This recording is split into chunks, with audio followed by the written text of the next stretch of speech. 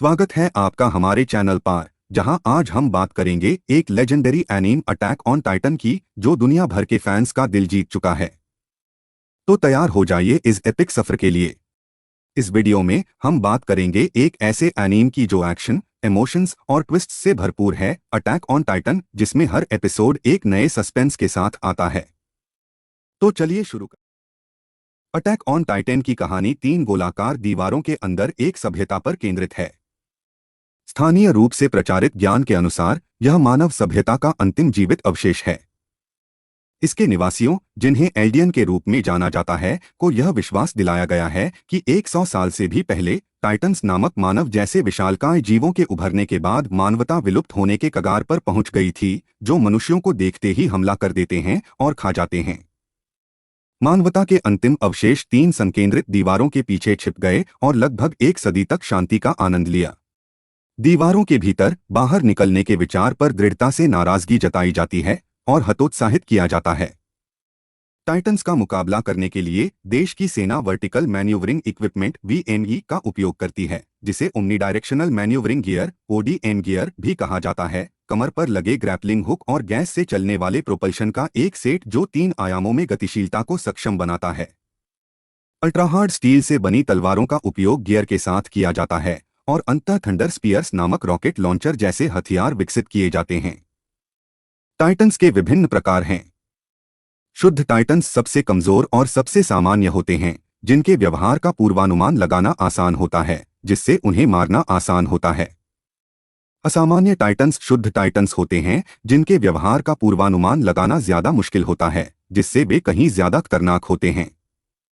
9 titans, जिन्हें Titan shifters, attack, colossal, armoured, female beast, jaw, cart, war hammer और founding के नाम से भी जाना जाता है, सबसे मजबूत टाइटन्स हैं। प्रत्येक टाइटन की क्षमताओं तक पहुंचने के लिए मानव और टाइटन रूप के बीच आगे पीछे शिफ्ट करने में सक्षम है।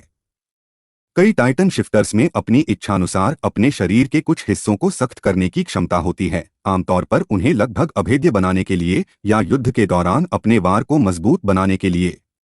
शुद्ध टाइटन्स को टाइटन स्पाइनल फ्लूइड के साथ एल्डियन को इंजेक्ट करके बनाया जाता है। यदि कोई शुद्ध टाइटन किसी ऐसे व्यक्ति के मानव शरीर को खाता है जिसके पास 9 टाइटन्स में से एक है, तो उक्त एल्डियन मानव रूप में वापस आ जाएगा और उस शिफ्टर की शक्तियां प्राप्त करेगा, जिसके बाद उन्हें केवल 13 और साल जीने का श्राप दिया जाता है। अगर उनकी शक्तियां उनकी मृत्यु से पहले किसी अन्य एल्डियन को विरासत में नहीं मिलती हैं, तो उनकी शक्तियां उसके तुरंत बाद पैदा होने वाले एल्डियन बच्चे को विरासत में मिलेंगी, चाहे दूरी या रक्त संबंध कुछ भी हो। जैसे जैसे कहानी आगे बढ़ती है, टाइटन्स की असली प्रकृति और दीवारों के बाहर सभ्यता के अस्तित्व का पता चलता है। एरेन येजर एक लड़का है जो शिगांशिना शहर में रहता है, जो 3 गोलाकार दीवारों के सबसे बाहरी हिस्से पर स्थित है, जो अपने निवासियों को टाइटन्स से बचाती हैं। वर्ष 845 में पहली दीवार, वॉल मारिया, 2 नए प्रकार के टाइटन्स, कोलोसल टाइटन और आर्मर्ड टाइटन द्वारा तोड़ दी जाती है। घटना के दौरान एरेन की मां को एक स्माइलिंग टाइटन खा जाता है, जबकि एरेन बच निकलता है। वह सभी टाइटन से बदला लेने की कसम खाता है और अपने बचपन के दोस्तों मिकासा एकरमैन और आर्मिन अर्लट के साथ सेना में भर्ती हो जाता है।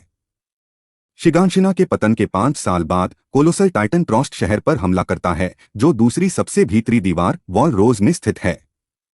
एरेन खुद को एक संवेदनशील अटैक टाइटन में बदलने की रहस्यमयी क्षमता की खोज करने के बाद शहर की सफलतापूर्वक रक्षा करने में मदद करता है।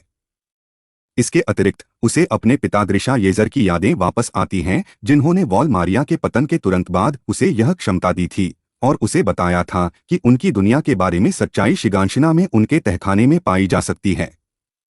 ये घटनाएं सर्वेक्षण कोर और उनके कमांडर इरविन स्मिथ का ध्यान आकर्षित करती हैं, जो अपनी शक्ति का उपयोग करके वॉल मारिया को पुनः प्राप्त करने और येजर्स के तहखाने तक पहुंचने का इरादा रखते हैं। एरेन, मिकासा और आर्मिन को लेवी एकरमैन और हेंज जोए की देखरेख में विशेष ऑपरेशन दस्ते में स्थानांतरित कर दिया जाता है। दीवारों के बीच जंगल में एक अभियान के दौरान एरेन और उसके साथियों का सामना एक संवेदनशील महिला टाइटन से होता है, जिसे वे बाद में अपनी साथी सैन्य साथी एनी लियोनहार्ट के रूप में उजागर करते हैं। अपने दोस्तों की मदद से अरेन एनी से लड़ता है और उसे हरा देता है, जो खुद को क्रिस्टल में बंद कर लेती है और उसे हिरासत में ले लिया जाता है। लड़ाई के बाद यह पता चलता है कि दीवारों के भीतर टाइटन्स निष्क्रिय पड़े हैं, जिन्हें वॉल टाइटन्स के नाम से जाना जाता है। इसके तुरंत बाद शुद्ध टाइटन्स रहस्यमय तरीके से वॉल रोज के भीतर प्रकट होते हैं, बिना इस बात का कोई सबूत दिए कि वे अंदर कैसे आए। उनके साथ संवेदनशील बीस्ट टाइटन भी होता है। सर्वे कोर के नए स्नातकों में से एक यमीर ने खुलासा किया कि वह संवेदनशील जॉ टाइटन में बदल सकती है, जबकि यमीर की करीबी दोस्त क्रिस्टा लेनस ने खुद को हिस्टोरिया रीस के रूप में प्रकट किया, जो शाही परिवार की सदस्य है। सर्वे कोर के दो अन्य सदस्य रीनर ब्राउन और बर्थोल्ट हूवर खुद को क्रमशः आर्मर्ड और कोलोसल टाइटन के रूप में प्रकट करते हैं। वे एरेन और यमीर का अपहरण करने का प्रयास करते हैं, लेकिन असफल हो जाते हैं। आगामी लड़ाई में एरेन को अपने भीतर कोऑर्डिनेट नामक एक और शक्ति का पता चलता है, जो उसे अन्य टाइटन्स को नियंत्रित करने की अनुमति देता है, जिसका उपयोग वह मुस्कुराते हुए टाइटन को मारने और रीनर और बर्थोल्ट पर हमला करने के लिए शुद्ध टाइटन्स की भीड़ भेजने के लिए करता है।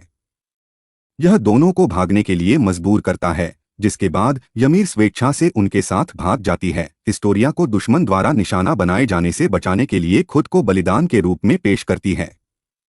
इन घटनाओं के बाद यह निर्धारित किया जाता है कि वॉल रोज के भीतर अचानक प्रकट हुए शुद्ध टाइटन्स वॉल रोज के भीतर विभिन्न गांवों के निवासी थे, जिन्हें किसी तरह टाइटन्स में बदल दिया गया था। इससे पात्र इस निष्कर्ष पर पहुंचते हैं कि सभी शुद्ध टाइटन वास्तव में रूपांतरित मानव हैं। एरेन और उसके दोस्त लेवी स्क्वाड में शामिल हो जाते हैं, जबकि सर्वेक्षण कोर को लेवी के चाचा केनी एकरमैन के नेतृत्व वाली सैन्य पुलिस द्वारा निशाना बनाया जाता है। इस अवसर पर उन्हें पता चलता है कि टाइटन स्पाइनल फ्लूइड से बने सीरम के माध्यम से शुद्ध टाइटन में तब्दील होने और एक और टाइटन शिफ्टर खाने से एक व्यक्ति इसकी क्षमताएं प्राप्त कर सकता है, और हिस्टोरिया और उसके पिता रॉड रीस शाही वंश के एकमात्र जीवित सदस्य हैं।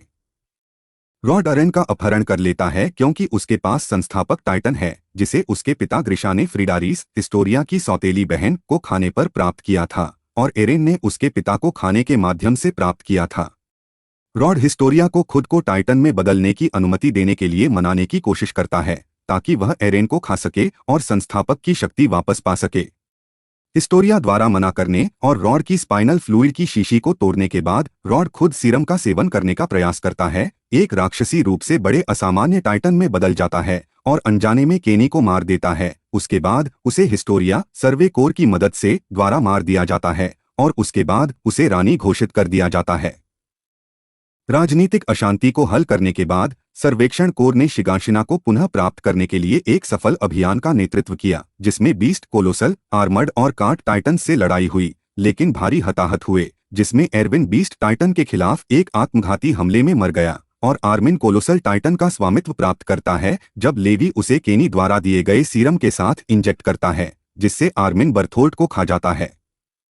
एरेन और उसके साथी अपने बचपन के घर लौटते हैं, जहां उन्हें अपनी दुनिया की सच्चाई का पता चलता है। वे वास्तव में एल्डियन हैं, विजेता मार्लेयन के शब्दबद्ध दुश्मन जो मूल राजा कार्ल फ्रिट्ज के युद्ध से भाग जाने के बाद दीवारों के भीतर बंद हो गए थे।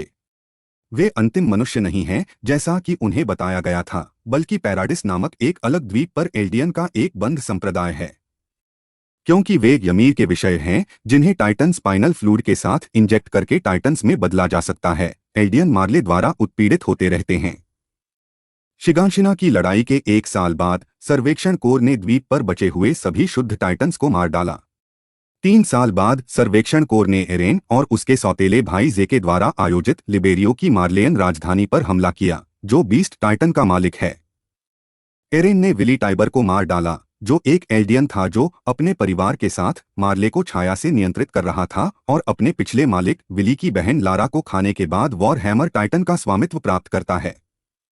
एरेन को आदेशों के विरुद्ध कार्य करने के लिए कैद किया जाता है, लेकिन येग्रिस्ट नामक चरमपंथी पैराडिस सैनिकों के एक गुट के साथ भाग जाता है। जेके को लेवी की हिरासत में रखा जाता है, लेकिन वह भागने में सफल हो जाता है, जिससे वह गंभीर रूप से घायल हो जाता है, लेकिन मरता नहीं है। रेनर के नेतृत्व में मार्ले के हवाई बेड़े ने पैराडिस पर आक्रमण शुरू किया और आगामी लड़ाई में अराजकता फैल गई। एरेन और जेके फिर से मिलते हैं, जो उन्हें पथों तक ले जाता है, समय और स्थान के माध्यम से सभी एल्डियन को जोड़ने वाले अस्थायी प्रवेश द्वारों की एक श्रृंखला। वहां वे यमीर फ्रिट्ज की चेतना से मिलते हैं, मूल टाइटन जिसका यातनापूर्ण अतीत उसे हजारों वर्षों तक पथों के भीतर कैद कर देता है। जेके यमीर को यह समझाने का प्रयास करता है कि वह यमीर के विषयों को सामूहिक नसबंदी के माध्यम से प्रजनन करने से रोकने की अपनी इच्छा को पूरा करे। एरेन ymir को अपनी शक्ति का उपयोग करके रंबलिंग लाने के लिए मनाती है, पैराडिस की दीवारों के भीतर रखे गए हजारों वॉल टाइटन्स को मुक्त करती है और उन्हें द्वीप के बाहर सभी को मारने के लिए नरसंहार मार्च पर ले जाती है। सर्वेक्षण कोर शेष मार्लेयन बलों के साथ गठबंधन करता है, जिसमें रेनर और अब मुक्त हो चुकी एनी शामिल हैं, जो एरेन को रोकते हैं और वे एरेन का सामना करने से पहले येग्रिस्टो को हरा देते हैं। हालांकि कई मारे जाते हैं, जिनमें हैंज भी शामिल है। लेवी जेके को मारता है और मिकासा एरेन को मारता है, जिससे रहस्यमय प्राणी जो सभी टाइटन्स की शक्तियों का स्रोत है मर जाता है और टाइटन्स की शक्ति गायब हो जाती है। सभी टाइटन्स मानव रूप में वापस आ जाते हैं और टाइटन शिफ्टर्स की शक्तियों को छीन लेते हैं, जिससे सभी एल्डियन अभिशाप से मुक्त हो जाते हैं।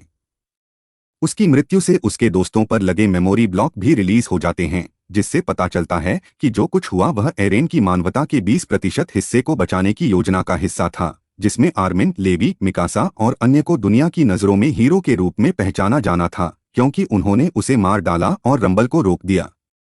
3 साल बाद, जैसा कि पारादीस और बाकी दुनिया पुनर्निर्माण करती है, आर्मिन और उसके सहयोगी रानी हिस्टोरिया के नेतृत्व में शांति वार्ता शुरू करते हैं। मिकासा ने एरेन को शिगांशिना जिले के पास एक पहाड़ी पर एक पेड़ के नीचे दफना दिया। पेड़ समय के साथ बड़ा होकर उस पेड़ जैसा दिखने लगा, जिस पर ymir को टाइटन शक्ति प्रदान करने वाला जीव रहता था। वृद्धावस्था से मिकासा की मृत्यु के अनिर्दिष्ट समय के बाद एक आधुनिक शिगांशिना युद्ध में मलबे में बदल जाती है। तो दोस्तों, ये थी अटैक ऑन टाइटन की एक छोटी सी जर्नी। अगर आपको ये वीडियो पसंद आई हो तो लाइक और शेयर जरूर करें और चैनल को सब्सक्राइब करना ना भूलें, ताकि आपको ऐसे ही धमाकेदार कंटेंट मिलता रहे। आपके विचार हमें कमेंट्स में जरूर बताएं। मिलते हैं अगली वीडियो में, तब तक